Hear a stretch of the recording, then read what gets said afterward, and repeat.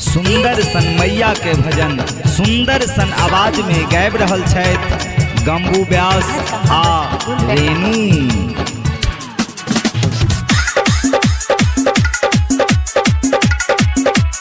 बोल बोल अम्बे भवानी की जय।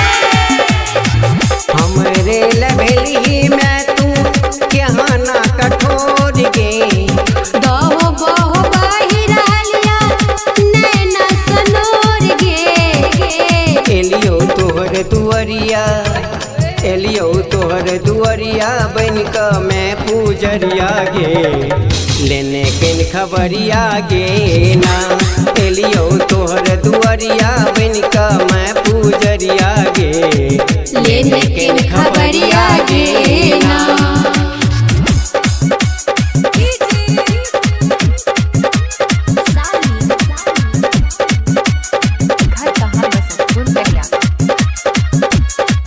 प्रेम से बोलू दुर्गा महारानी की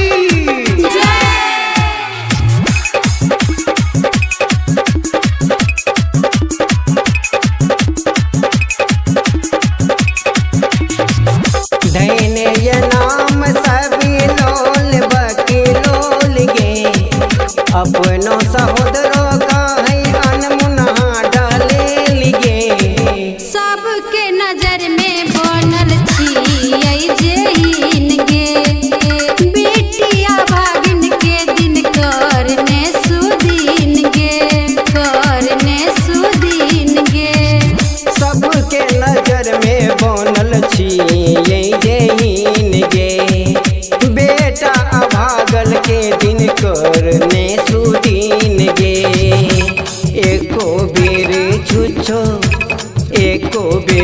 छुछो फेर का नजरिया गे लेने किन खबरिया गे ना।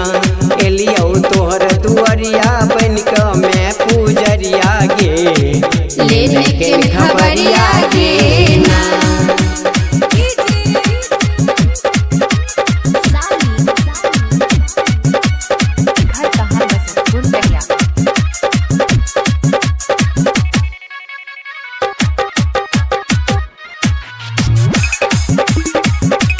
मैया अम्बा जगदम्बा की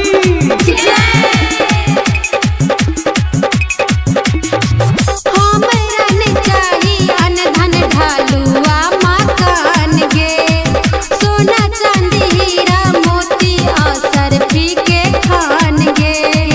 मोटे घर नहीं नमहर अगहर के लिए गोया मांगे राइटर शंभू के देने में सामांगे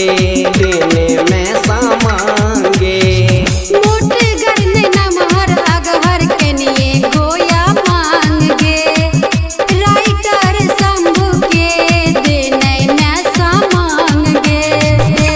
गमू चलत कोना का रेणु चलत कोना का काटक डगरिया गे लेने किन खबरिया